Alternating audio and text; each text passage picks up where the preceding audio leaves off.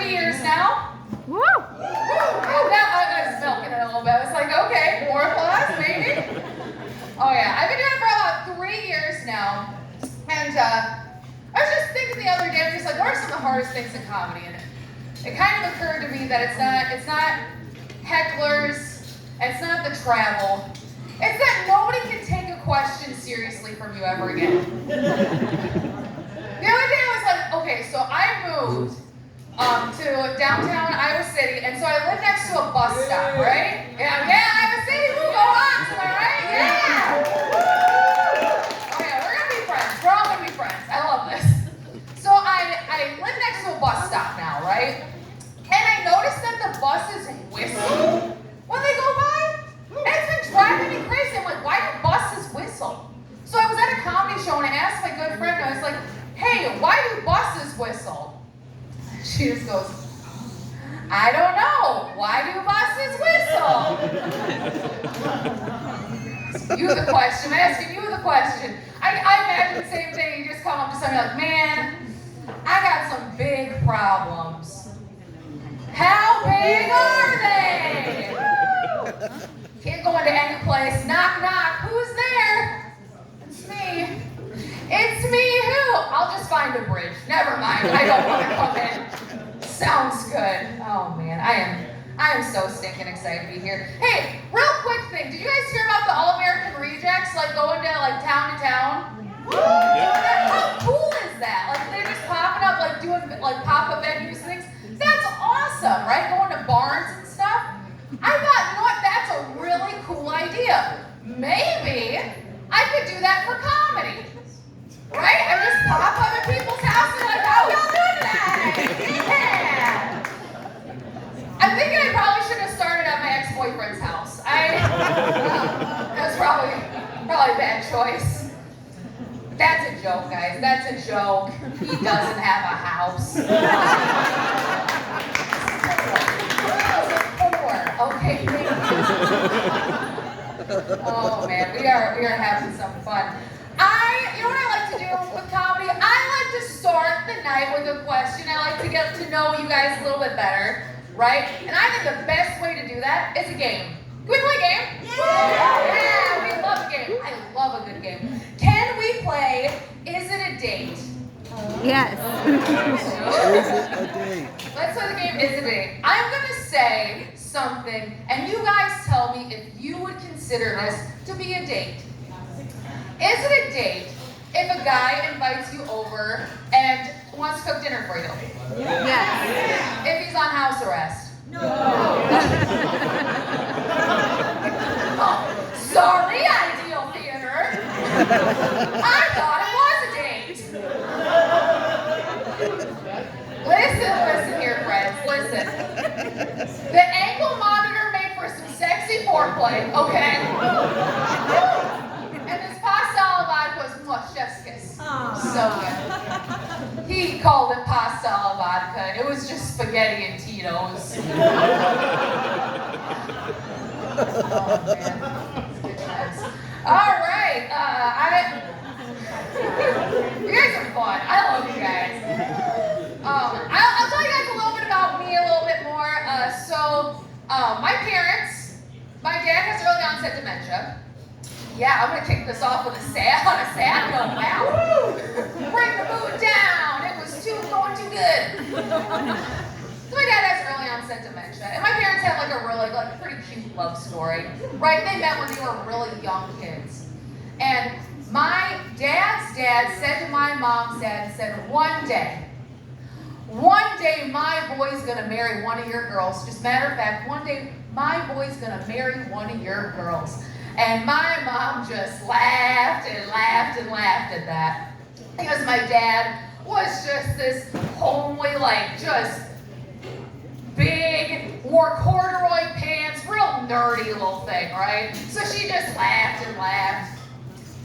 They just celebrated their 35th wedding anniversary. Yeah,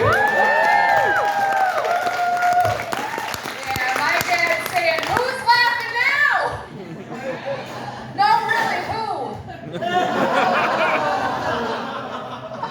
Guys, he wrote the joke, okay? He wrote the joke, calm down. No, he didn't. He was supposed to, he forgot. Oh, we're gonna have fun. So the thing is, okay, my parents also had, they had their recent wedding anniversary, 35 years. How many of you have been married more than 35 years? So, right here? Okay, great, awesome. So they had this 35th wedding anniversary, and their present from me and my sister, what they wanted was they wanted us to do a roast on our parents. I was gonna say, you don't want that. You don't. And we're like, no, really, I think that'd be a really fun, cute thing for you guys to do. And we're like, okay, so we're putting our heads together and we're like, trying to come up with some like good memories about, the past. And one of the things that we stumbled upon was, and go with me on this, friends, think back. Okay, summertime. Your dad says, I'm getting out the sprinkler. Happy memory, right? Should be, as some people are saying no. Okay, maybe we have the same experience. Because, okay, sprinkler, right? Should be light. Should be a nice, fun thing to jump through. Should be like a light pop song, right? Should just be like, yeah.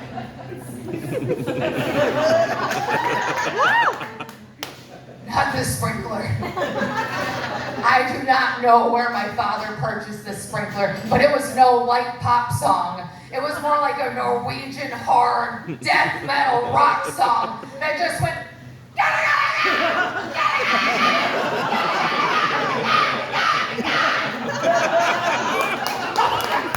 My sister's just using me as a human shield. So how can you tell us apart? One of us has nipples, okay? And she's not on stage.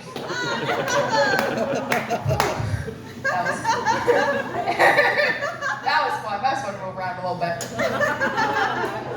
We're having a blast up here. Parents. Parents, okay. Sometimes you got the good and the bad, right?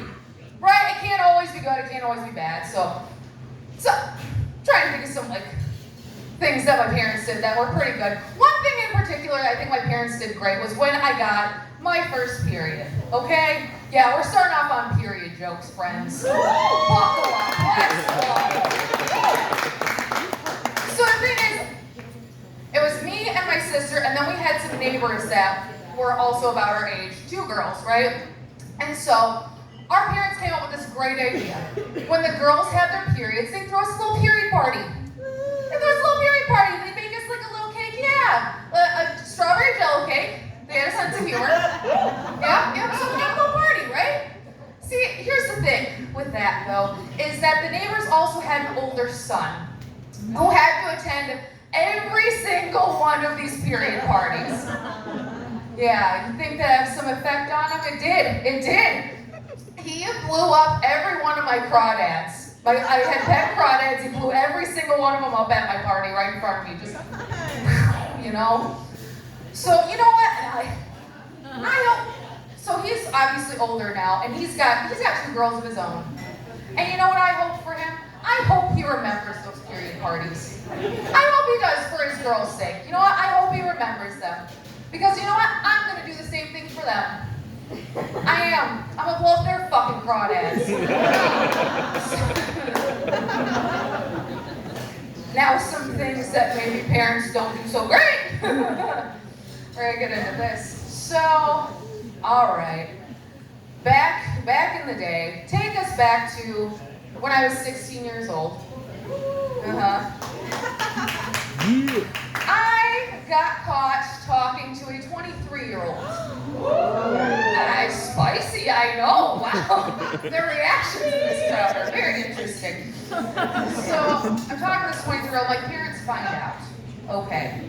So they decide, we don't want to be parents in this. We don't want to parent this. You know what we're going to do instead? We're going to call the sheriff. What type of old-timey logic is that? I don't know what to do. Just phone in the sheriff. See what he can do. I don't know.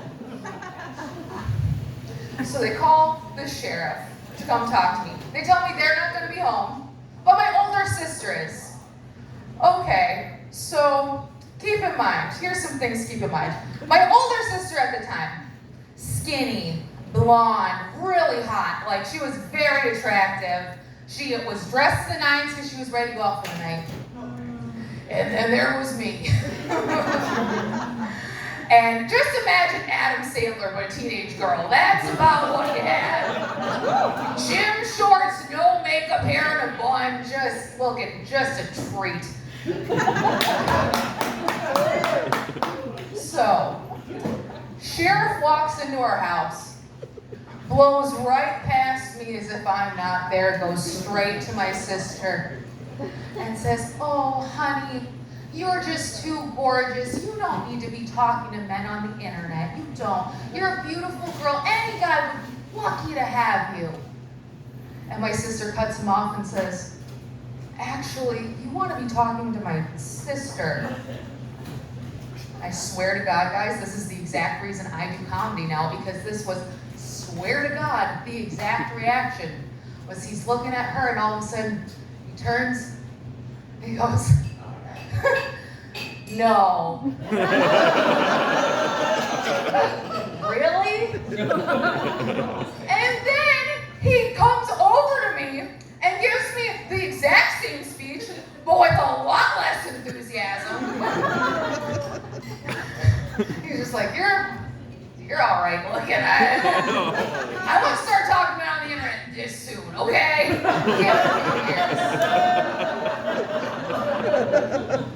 So I live now in Iowa City, and I feel very comfortable saying "fuck the police," okay? I kept saying that growing up too. I was like, "Fuck the police, fuck the police." And then cut to when I'm 31 years old and I get pulled over and get a DUI. I propose to my arresting officer, so I really was trying to fuck the police.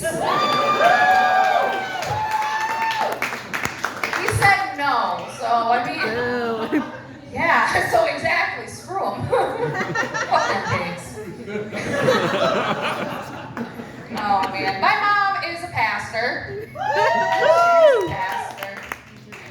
That, wow, that was some enthusiasm for that too. Man, she is. That is actually why I had to come to you guys for advice, because I tried to get advice from her the other day, and it did not go well.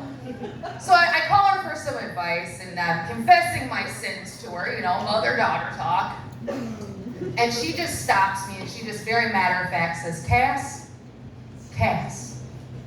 just think back to your baptism. Just go back in your mind and just think back in your mind to your baptism. Go back to your baptism. And I said, Mom, that's some really weird advice, okay? Like, hey, you're having a rough time. Remember that time we waterboarded you as a baby? That should shepherd you through. No! I'm in jail, Mom. Help me. Like, I wasted my one call here. Shit. Oh, gosh. I should have asked this in the first place. Are we a pervert crowd? Yeah! That's what I'm talking about. Here we go. Yes, perverts. I've always been a little pervert. We all have. She has. She's not like, yes, let's go, baby. So, question. So, when you're, think back to the first time you got wet. Different kind. Did you guys ever try to, find your parents' porn or steal your parents' porn? No. No? Okay. Prudes, actually. You guys were cheering to be pervs. All right. Well, the thing is, I went a-looking, and I couldn't find nothing. Because I grew up in a good Christian household. So that well was dry. I had nothing. So, here's the thing. I'm the creative type, though, right? Right? I'm the artistic type. So, I get in my head, I'm like, I'll just draw my own porn. Right? Here's the problem with that. Good Christian household, I didn't know what a penis looked like. We're putting some pieces together here. Didn't know what penis looked like, so I draw everything out, you know, like draw me like one of your French girls. I'd have it all sketched out. And I get to the penis part. Oh boy. So I would just draw a line. I would just draw a 45-degree angle line. I was just rubbing one out to a 45-degree angle line. I got kicked out of trigonometry for moaning like a ghost.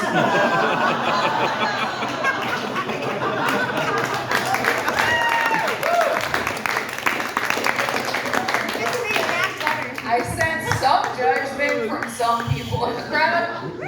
Some of you, I will say, we were all masturbating to triangles at one point. Anybody here play Tomb Raider? Laura Croft? We were all masturbating to triangles. Anybody here work road construction? Because I like that line-on-line action, baby. Yeah, oh yeah. Oh, man. I told an ex-boyfriend this once. I told him that I used to draw my own porn. And he, for Valentine's Day, got me a sketchbook and pencils. I think he's being romantic. And nope, he was just poor. He was just broke.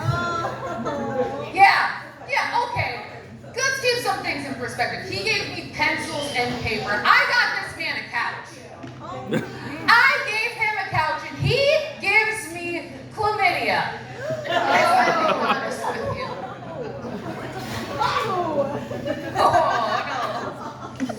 Oh God, we are having a friggin' blast, I think, right? So far, check in with you guys. Oh yeah, absolutely.